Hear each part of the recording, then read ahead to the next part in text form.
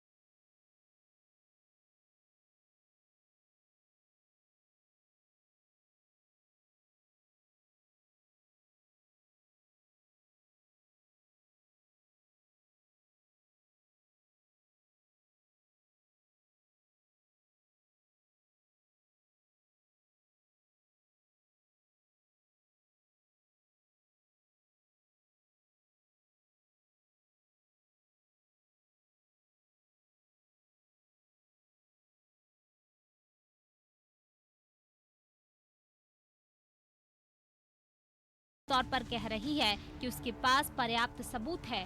वहीं मृतका के बेटे का कहना है कि उमंग को गलत तरीके से फंसाया जा रहा है। अब कांग्रेस भी इस मुद्दे पर उमंग के समर्थन में है।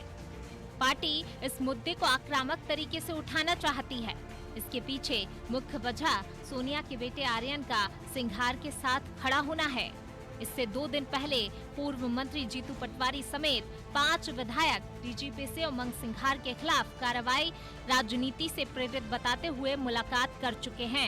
वहीं विधायक सिंघार के पास पुलिस से गिरफ्तारी से बचने के लिए अग्रिम जमानत लेना जरूरी है। इसके लिए सिंघार आर्यन के बयान के सहारे अपना पक्ष कोर्ट के सामने रख सकते हैं। हालांकि पुलिस का कहना है कि सारे सबूत जमा करने के बाद उनकी गिरफ्तारी की जाएगी। हालांकि पुलिस फिलहाल उनकी गिरफ्तारी करने से बच रही है। किसी महिला के आत्महत्या के मामले में प्राप्त साक्ष्य, तमाम प्रकार के बयानात, सबूत और मृतका की सुसाइडल नोट, चिट्ठी के आधार पर क्या पुलिस को कार्रवाई नहीं करनी चाहिए? और अगर उमंग सिंघार जी पर ये एफआईआर नहीं करनी चाहिए तो क्या इस जैसे तमाम प्रकरण जो चल रहे हैं वो एफआईआर समाप्त कर देनी चाहिए, या केवल उमंग सिंघार जी पर विशेष दर्जा देकर और इनको महान व्यक्ति मानकर और कानून से ऊपर जानकर कि कांग्रेस के विधायक हैं, पूर्व मंत्री हैं, छोड़ देना चाहिए? कमलनाथ जी बताएं, क्या सारे आत्महत्या के मामले में या इस प्रकार के इन जैसे तमाम प्रकरणों के मामले में क्या कांग्रेस ऐसे सभी मामलों को एक जैसा मानती है, या उमंग सिंघार जी के मामले में जो तथ्य हैं, जो साक्ष्य हैं, जो तमाम प्रकार के बयानात हैं, उनको नजरअंदाज कर देना चाहिए? उमंग सिंघार को बचाने पार्टी के नेता तो एकजुट दिखाई दिए, लेकिन दिखाने के लिए कांग्रेस की एक वर्चुअल मीटिंग भी रखी गई, जिसमें सरकार को घेरा गया। इसमें कमलनाथ ने कहा, कोरोना महामारी के इस भीषण संकट काल में जनता कांग्रेस जनों की तरफ उम्मीद भरी निगाहों से देख रही है, क्योंकि सरकार नाम की कोई चीज उन्हें नजर नहीं आ रही है। कमलनाथ ने कांग्रेस विधायकों से उनके क्षेत्र में कोरोना की वर्तमान स्थिति, कोरोना से हो रही मौतों की स्थिति, इलाज, बेड, टेस्टिंग, ऑक्सीजन, जीवन रक्षक दवाइयों, इंजेक्शन और वैक्सीनेशन की जानकारी भी ली, जिस पर कांग्रेस विधायकों ने उन्हें बताया कि आज जनता बेहद परेशान है। सरकार की तरफ से उनको कोई मदद नहीं मिल पा रही है। कई विधायकों ने इस महामारी में छिंदवाड़ा मॉडल की तारीफ की कि किस प्रकार छिंदवाड़ा में ऑक्सीजन सरप्लस बनी रही, लोगों को इलाज से लेकर हर चीज समय पर उपलब्ध हुई, तो कांग्रेस ने इसके सहारे एक पंथ दो काज वाला काम कर लिया। लेकिन जिस चीज का वे जिक्र कर रहे थे उसके बारे में शायद वो तथ्यों से अवगत नहीं थे या होना नहीं चाह रहे थे। हो सकता है कि आने वाले समय में शायद उनको कुछ याद आए और वे अपनी भूल सुधार लें। ब्यूरो रिपोर्ट, अनादि टीवी। अब इस पर कांग्रेस नेता जीतू पटवारी, जो कि उनके मीडिया विभाग के अध्यक्ष भी हैं, उनका क्या कहना ये भी सुन लिया जाए, क्योंकि जो कांग्रेस जो बात कह रही है और जो जीतू पटवारी जो बात कर रहे हैं, उन दोनों में क्या साम्य हो सकता है या होना था, यह मुझे लगता है कि दर्शकों को ही तय करने दिया जाए। मैं मानता हूं कि नरोत्तम मिश्रा का मानसिक रूप से इलाज कराने की आवश्यकता है। रोज रोज कुछ न कुछ बयान ऐसा देंगे जिससे कि उनका जो दायित्व है उससे भटके मीडिया और पब्लिक। अरे आपका काम है मध्य प्रदेश में लोग नहीं मरे इसकी व्यवस्था करना, जो हॉस्पिटल, वेंटिलेटर, जरूरी दवाइयों पर काम करना, और आप रोज विपक्ष को गालियां देते हैं, जो मन में आता है वो बोलते हैं। और गृह मंत्री, ऐसा व्यक्ति जिसको गृह मंत्री बनाया वो सिर्फ आरोप प्रत्यारोप में काम कर। शिवराज सिंह जी, नरोत्तम मिश्रा जी से इसी वक्त इस्तीफा लो।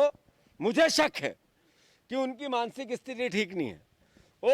और कमलनाथ जी को रोज गालियां देना, डेली गालियां देना, कुछ न कुछ बोलना और अपने कर्तव्यों का निर्वाह नहीं करना, या उनका कोई अच्छे डॉक्टर को इलाज करवाना चाहिए, बताना चाहिए और उनकी जांच कराना चाहिए। धन्यवाद। तो जीतू पटवारी को भी हमने सुन लिया। अब इसी पर हम चर्चा करेंगे हमारे एडिटर इन चीफ प्रकाश भटनागर और ब्यूरो हेड ब्रजेश चौकसे के साथ। गृह मंत्री को अपना दायित्व निभाना चाहिए, निश्चित तौर पर निभाना चाहिए, लेकिन जब उस गृह मंत्री की पुलिस FIR कर लेती है तो वो कहते हैं इस्तीफा दे दो, गलत फंसा दिया। तो ये जो सिस्टम चल रहा है प्रकाश जी कांग्रेस का, आपको नहीं लग रहा कि कुछ उनको समझ में आ नहीं रहा कि करना क्या चाहिए? क्योंकि जब खबर आती है कि 50% बेड हमीदिया अस्पताल में खाली हैं, ऑक्सीजन सरप्लस है, ब्लैक फंगस के लिए सरकार इंजेक्शन जुटा रही है, रेमडेसिविर की ज़रूरत पड़ नहीं रही है, तब कांग्रेस को याद आ रही है इन सब चीज़ों की। फिर याद आ रही है कि उनके विधायक के खिलाफ गलत FIR हो गई। उसको बचाने के लिए पूरे भोपाल में पूरे प्रदेश के विधायक जुट जाते हैं, जबकि 15 दिन पहले तक जो कोरोना की स्थिति थी तब यही विधायक अपने घरों में छुपे रहते हैं। और एक कार्यक्रम में हमारे सहयोगी ब्रजेश ने पूछा भी था, तो कांग्रेस प्रवक्ता का कहना था हमको वेतन नहीं मिलता, हम घर पर ही रहेंगे। देखिए मनोज, मुझे लगता है कि अगर आप 15 महीने में आपके हाथ से सत्ता चली जाए तो स्वाभाविक तौर पे जो झटका लगता है वो मुझे लगता है कि जीतू पटवारी के बयान में परिलक्षित हो रहा है। दूसरी रही बात उमंग सिंगार पर FIR की, तो FIR एक प्राथमिक सूचना रिपोर्ट होती है। बिल्कुल, चूँकि एक आत्महत्या का मामला है, संदिग्ध मामला है, तो उसमें प्राथमिकी दर्ज हुई है। अब जांच होगी, जांच के अंदर यदि उमंग सिंगार निर्दोष है, यदि जो मृतका है उसका बेटा या उसकी माँ उमंग सिंगार का पक्ष ले रही है, तो अदालत या पुलिस ज़बरदस्ती तो फांसी चढ़ा नहीं देगी। बिल्कुल। तो जांच की प्रक्रिया से क्या आपत्ति होना चाहिए? जांच हो रही है, होने देना चाहिए, इसमें कहाँ राजनीति आ गई? वही एक कोई भी संदिग्ध मामला है, आत्महत्या जो है एक सामान्य मौत नहीं है। आत्महत्या एक संदिग्ध तरह की परिस्थितियों में हुई मौत है, तो उसकी जांच होना चाहिए कि किन परिस्थितियों में, किस मानसिकता में उस महिला ने सुसाइड किया है। तो अब उसमें उमंग सिंगार की क्या भूमिका? ना तो उमंग सिंगार को डरने की ज़रूरत नहीं है। बिल्कुल। अगर उस महिला का बेटा उनके पक्ष में खड़ा हुआ है, उसकी माँ उसके पक्ष में खड़ी है, फिर सुसाइड नोट भी मौजूद है, तो अदालत डिसाइड करेगी कि क्या हुआ। तो आप इसे प्रकरण से घबराने की, इसमें राजनीति करने का आरोप लगाने का क्या औचित्य है? बिल्कुल। ऐसे किसी भी जितने भी संदिग्ध मृत्यु के प्रकरण होते हैं उनमें मर्ग और FIR एक सामान्य प्रक्रिया का हिस्सा होता है। तो मुझे लगता है कि कोई ऐसा इशू नहीं है। दूसरी बात जो आप कह रहे हो कि कांग्रेस बहुत देर से जागी है, तो आपको ये सिर्फ मध्य प्रदेश की नहीं, पूरे देश में देखिए कांग्रेस बहुत देर से जाग रही है, तो और उसी का खामियाजा भुगत रही है राजनीतिक नतीजों में। बिल्कुल। तो आप राजनीति में जनता का विश्वास अर्जित करने के लिए क्या कर रहे हैं, कैसे कर रहे हैं, ये बहुत मायने रखता है। अभी सलमान खुर्शीद का एक बयान आया था कि भारतीय जनता पार्टी से कांग्रेस को सीखना चाहिए। निश्चित तौर पर। तो मतलब आप इसी से अंदाज लगा लो कि पूरे कांग्रेस की मानसिकता किस दिशा में है। यानी सीखना है नहीं उनको, और बिल्कुल, और जो जो उनको लगता है कि वो जो कर रहे हैं वो एकदम ठीक कर रहे हैं। हाँ, निश्चित तौर पे जो जिस तरह की हमने वो 15 महीने की सरकार में भी देखा कि आमतौर पे पहले एक चूँकि 15 साल का अंतराल बहुत होता है, 1.5 दशक का अंतराल बहुत होता है, तो निश्चित तौर पे कांग्रेस की मानसिकता का उस पर गहरा असर पड़ा। पहले की कांग्रेस सरकारों की तुलना में ये जो 15 महीने की कमलनाथ जी की सरकार थी, वो हाँ अगर आप उसकी तुलना करेंगे बिल्कुल। तो ये कांग्रेस बिल्कुल बदली हुई थी।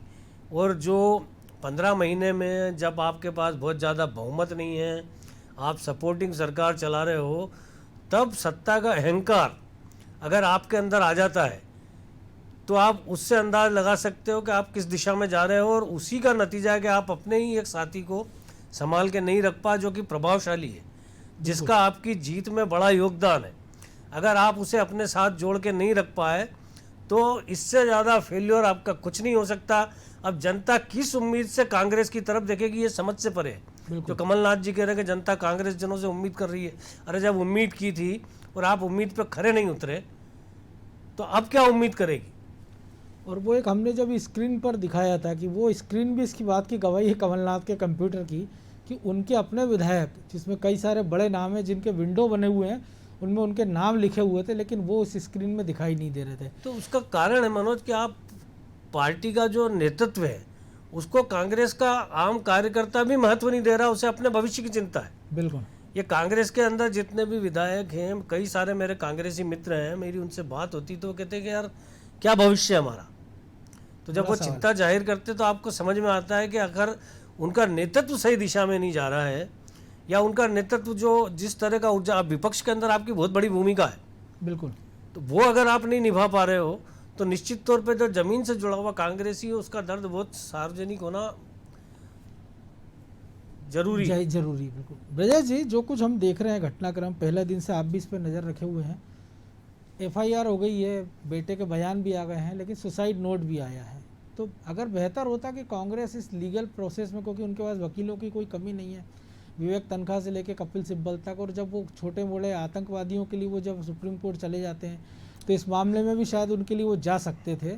और उमंग सिंगार के पास भी एक रास्ता कि कोर्ट चले जाते वो, लेकिन एक ऐसे कोरोना काल में जब आप कहीं फील्ड में नज़र नहीं आते हैं, जब पूरे संकट के समय, लेकिन आपके जैसी एक विधायक पर एक गंभीर मामले का आरोप जब लगते हैं, तब आप एक एकजुटता दिखाने की कोशिश करते हैं कि 22-24 लोग आप इकट्ठे हो जाते हैं। पहले 5 लोगों का प्रतिनिधिमंडल जाकर मिल लेता है, बाद में आप मुख्यमंत्री से अब समय मांग रहे हैं, गृह मंत्री को कटघरे में खड़ा कर रहे हैं। विपक्ष के नाते आपका दायित्व है।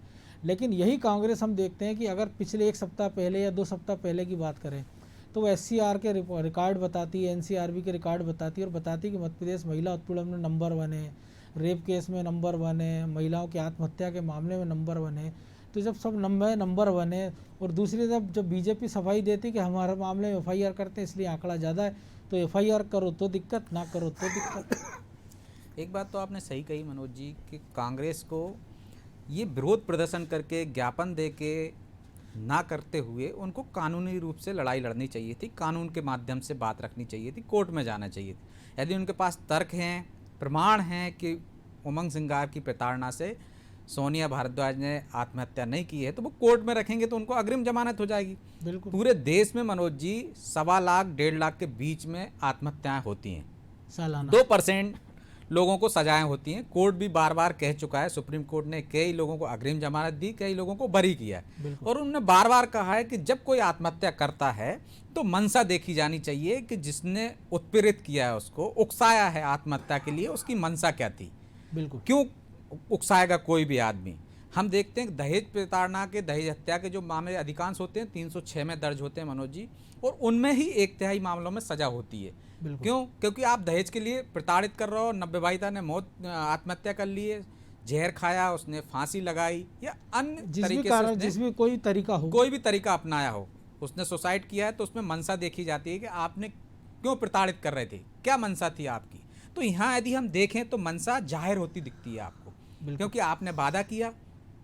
ऐसे बहुत सारे मामले आपने भी देखे होंगे मनोज जी के प्रेम के मामले होते हैं, शोषण के मामले होते हैं कि आपसे वादा किया है, शादी का झांसा दिया है, रैप होते हैं उसमें, और शादी का झांसा देकर आप उससे बाद में मुकर जाते हैं तो सुसाइड हो जाते हैं, ऐसे मामलों में सजा मिली। तो ये भी उसी तरह का एक मामला है। क्या कांग्रेस ये चाहती है कि इस तरह के मामले में सीधी FIR ही ना हो, जो इतने सारे मामलों में FIR होती है? यदि कोई किसी को धोखा दे रहा है, आप उसको बुला के लाए, आपके बंगले पे क्यों आई? वो सुसाइड वहीं कर लेती जहाँ की रहने वाली, हरियाणा में, यहाँ आपके पास रह रही। 2 दिन पहले आपका झगड़ा होता है, वो बात आप पुलिस से छिपाते हो, मोबाइल में आपके बातचीत में, वीडियो कॉलिंग में, चैटिंग में वो सब प्रमाण मिलते हैं। सुसाइड नोट में साफ साफ लिखा हुआ है कि अब मैं आपके गुस्से को सहन नहीं कर सकती हूँ, आपने जो वादा किया था वो किया नहीं, मुझे आप अपनी जीवन में नहीं लेना चाहते हो। मतलब जिस बात की वजह से आपकी रिलेशनशिप चल रही थी वो आई ना, आपने उनसे वादा किया था कि आप शादी करोगे, जैसा कि उमंग सिंगार ने खुद स्वीकार किया है कि उनका रोका हो गया था और वो शादी करने वाले थे। लेकिन सुसाइड नोट में देखोगे वो कह रही कि अब आप वादा नहीं निभा रहे हो, मतलब आप जीवन में नहीं लाना चाहते हो। मैंने कई तरीके से कोशिश की सामंजस्य बिठाने की, नहीं बिठा पाई, तो वजह भी सामने आ गई है। तो ये पर्याप्त आधार हैं पुलिस के लिए FIR दर्ज करने के, और इन्हीं आधारों पर पहले भी मामले दर्ज होते रहे हैं, चाहे आप उससे दहेज प्रताड़ना के मामले हों जिसके बाद आत्महत्या करते हैं, चाहे सूदखोरी के मामले हों। लेकिन ये जरूरी नहीं है कि हर मामले में आपको सजा हो। या तो फिर जिस तरह से रजनीश अग्रवाल को हम सुन रहे थे, या तो वो इन तरह तमाम तरह के मामलों में पुलिस कभी FIR ही दर्ज न करे। पुलिस ने तो आपने तथ्यों के आधार पर कही। रही बात उनके बेटे की, तो बेटा आज प्रभाव में भी हो सकता है, उनकी माँ भी प्रभाव में हो सकती है, क्योंकि आपके पास रह रही हैं वो।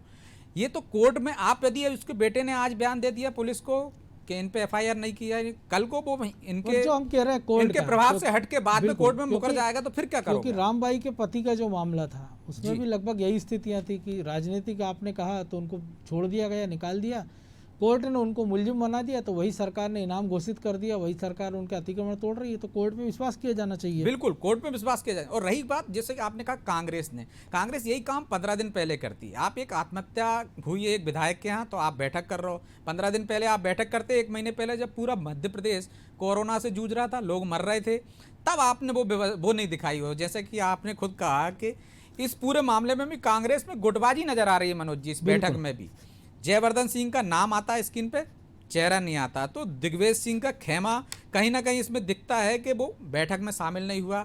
और आपको ये भी पता है कि उमंग सिंगार और दिग्विजय सिंह में तनातनी खूब चली है, सीधे उमंग सिंगार ने दिग्विजय सिंह पे हमला किया।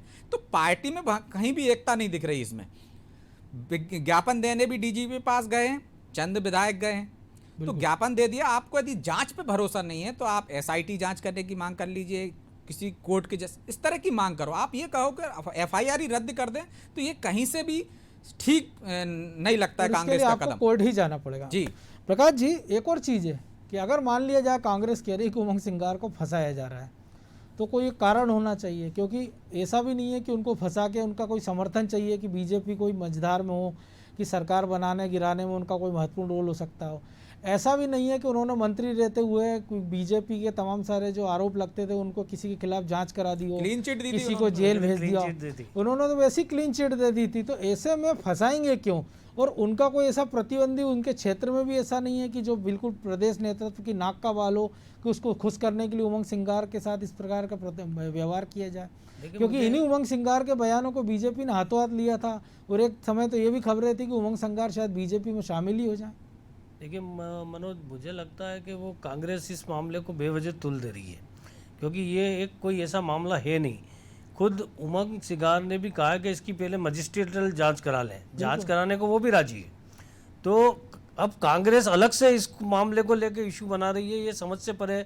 या तो उमंग सिंगार ने ऐसा कोई आरोप कमलनाथ पे लगाया हो कि भाई पार्टी में मैं अकेला हूँ और कोई मेरी मदद नहीं कर रहा है, तो दिखाने के लिए उन्होंने एक वो की। और ऐसा भी जयवर्धन सिंह का मौजूद नहीं होना, दिग्विजय सिंह का बयान आना। दिग्विजय सिंह ने बकायदा बयान दिया है कि उमंग सिंगार को फंसाया जा रहा है। ये इस तरह का बयान उन्होंने उमंग सिंगार के समर्थन में दिया है, लेकिन जयवर्धन सिंह वहाँ नहीं आए। और दिग्विजय सिंह और उमंग सिंगार का कांग्रेस के जो 15 महीने का शासनकाल था उसमें जो तनातनी हुई थी, बिल्कुल, खास करके नर्मदा वाले जो हरी चुनरिया नर्मदा में जो पौधारोपण हुआ था उसको लेके उमंग सिंगार ने विधानसभा में क्लीन चिट दी थी सरकार को, शिवराज सरकार को। पौधारोपण में कोई गड़बड़ी नहीं हुई। ऐसे ही जयवर्धन सिंह ने खुद सिंहस्थ के मामले में क्लीन चिट दी थी, बिल्कुल, शिवराज सरकार को। अब इसको लेकर जो कांग्रेस में राजनीति गरमाई थी, तो मुझे लगता है कि वो राजनीति का असर अभी भी, और ये तो अब 15 महीने की बात है। अगर आप दिग्विजय सिंह और जमुना देवी के पुराने रिश्तों को याद करेंगे तो 2003 में भी उमंग सिगार चुनाव जीतने में सक्षम थे, लेकिन दिग्विजय सिंह ने जमुना देवी जो उनकी सरकार में उप मुख्यमंत्री थी, उनके भतीजे को एक टिकट नहीं लेने दिया था। बिल्कुल। तो उमंग सिगार को विधानसभा का टिकट नहीं मिला था। जब दिग्विजय सिंह हार गए, दिग्विजय सिंह के हारने के बाद जब एक नेक्स्ट लोकसभा का इलेक्शन होता है तो वहाँ पे उमंग सिगार को धार से उम्मीदवार बनाया जाता है लोकसभा का। बिल्कुल।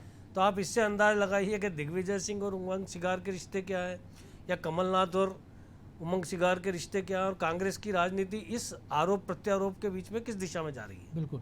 और एक और बात है कि कई सारे जो आदिवासी बड़े नेता उस क्षेत्र के, चाहे वो बाला बच्चन हो, जिनके बारे में पहले कहा था कि अध्यक्ष बन जाएंगे, फिर अभी खबरें आ रही हैं कि शायद बृजेंद्र सिंह राठौर के निधन के बाद लोक लेखा समिति का उनको सभापति बना दिया जाए। ऐसे तमाम सारे हीरा अलावा हैं जो जेएस के जुड़े हैं।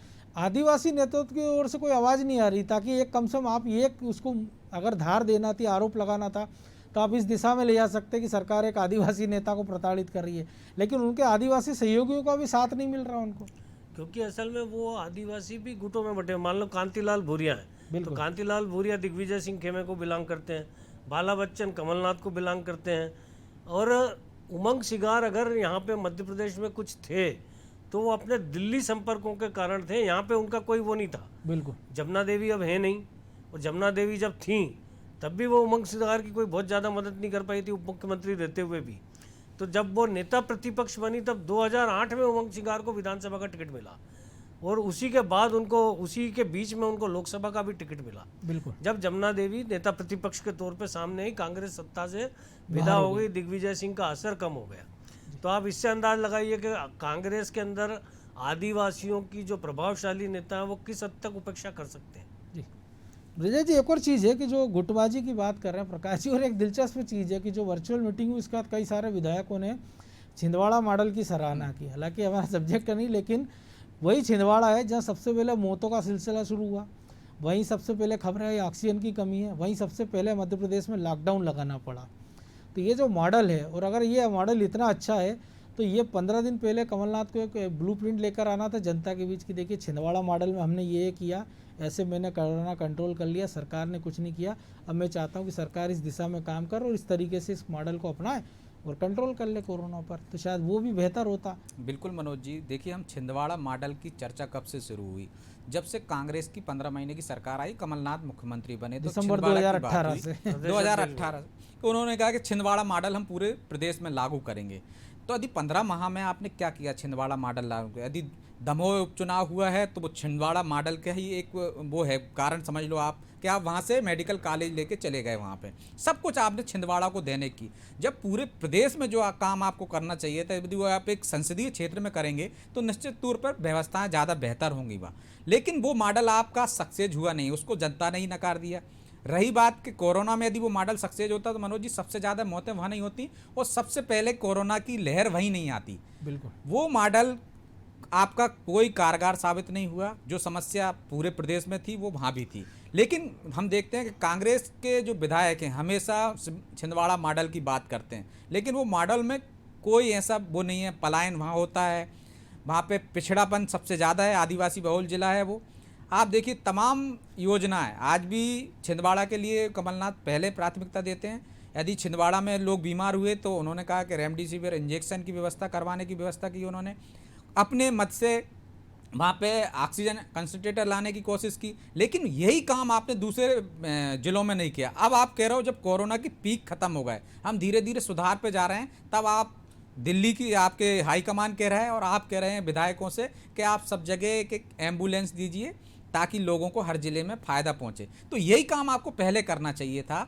तो मुझे लगता है कि ज़्यादा बेहतर होता कि यदि आप अपने विधायकों से आज कह रहे हैं कि वैक्सीनेशन करवाएं, ज़्यादा से ज़्यादा लोगों को जागरूक करें, लोगों के बीच में जाएं, उनकी समस्याएं सुनें, उनको दवाएं उपलब्ध कराएं, उनको खान पान की व्यवस्था करें। तो जो निर्देश आज कमलनाथ जी दे रहे हैं ये 1 महीने पहले दिए होते, उन्होंने 2 महीने पहले दिए होते और तैयारियों में सरकार की सहभागिता निभाई होती तो मुझे लगता है कि जनता विश्वास करती। अब तो वैसा ही हुआ कि सांप निकल गए, आप लाठी पीट रहे हो, आप पीक से खत्म हो गए, मौत के आंकड़े लगातार कम होते जा रहे हैं और हम अनलॉक की तरफ बढ़ रहे हैं मनोज जी। बिल्कुल। और एक तारीख तब को आप शायद- कांग्रेस जागृत हो रही है कि आप लोगों की मदद कीजिए। तो ये तो एक बहाना है कि आपने इस कारण वर्चुअल बैठक बुलाई थी। आपका मुख्य उद्देश्य लोगों के सामने आ गया है कि आप अपने विधायक पे मामला दर्ज होने के कारण एकजुट हुए हो और ये आपने साबित करने की कोशिश की है कि भाई कमलनाथ के नेतृत्व में काम चल रहा है, क्योंकि गुटबाजी आपकी दिखे ना। यानी एक आप विधायक ये भी आपसे कह सकते हैं जो हम पहले कहते थे कि देर आए दुरुस्त आए, लेकिन शायद कांग्रेस देर से भी आती है और दुरुस्त भी नहीं आती है। बिल्कुल मनोज। चलिए, बहुत चूंकि अब समय इजाज़त नहीं दे रहा, इसलिए आप दोनों को यहीं रोकना पड़ेगा। तो निश्चित तौर पर कांग्रेस को विचार करना होगा कि जनता ने तो कांग्रेस का हाथ छोड़ दिया और कांग्रेस का हाथ अब किसके साथ है। क्योंकि जब वो अगर SCRB NCRB के आंकड़ों की बात, महिला उत्पीड़न को लेकर बात करती है, तब उसको ये सोचना होगा कि अगर एक विधायक पर गंभीर आरोप लगते हैं तो वो क्यों उनके साथ खड़ी होना नजर आती है, और ख़ासतौर से ऐसे मामले में जब मामला महिला उत्पीड़न से जुड़ा है। अगर आपको लगता है आपकी पार्टी में कई सारे वकील हैं, आप कोर्ट की शरण लीजिए। आपको लगता है कि जनता का, आपका कांग्रेस का हाथ जनता के साथ होना चाहिए, उस जनता के साथ जिसने इंजेक्शन को लेकर परेशानी उठाई, बेड को लेकर, ऑक्सीजन को लेकर, लेकिन जब जनता इससे उबर रही है, सरकार पूरे प्रयास कर रही है और सरकार अब दूसरी लहर से उबरते हुए तीसरी लहर की तैयारी कर रही है कि तीसरी लहर कब आएगी, कैसे आएगी, कितनी खतरनाक नहीं होगी या कितनी खतरनाक होगी ये नहीं पता, लेकिन सरकार उसकी तैयारी में जुटी है। ऐसे में आप एक छिंदवाड़ा मॉडल की बात करते हैं, ऐसे में आप कहते हैं कि विपक्ष के नाते आप कहते हैं कि सरकार को घेरना है। तो पहले आप ये तय कीजिए, एक तो आपका हाथ किसके साथ है, कब तक है, और दूसरी एक बात है कि एक राजनीतिक दल के नाते, एक मजबूत विपक्ष के नाते आपको अपनी जिम्मेदारियों के बारे में सोचना चाहिए कि आखिर कब तक ये देर आए और दुरुस्त नहीं आए वाला जो सिलसिला है वो चलता रहेगा। अटेंशन में आज इतना ही, मुझे दीजिए इजाज़त और आप देखते रहिए अनादि TV। नमस्कार।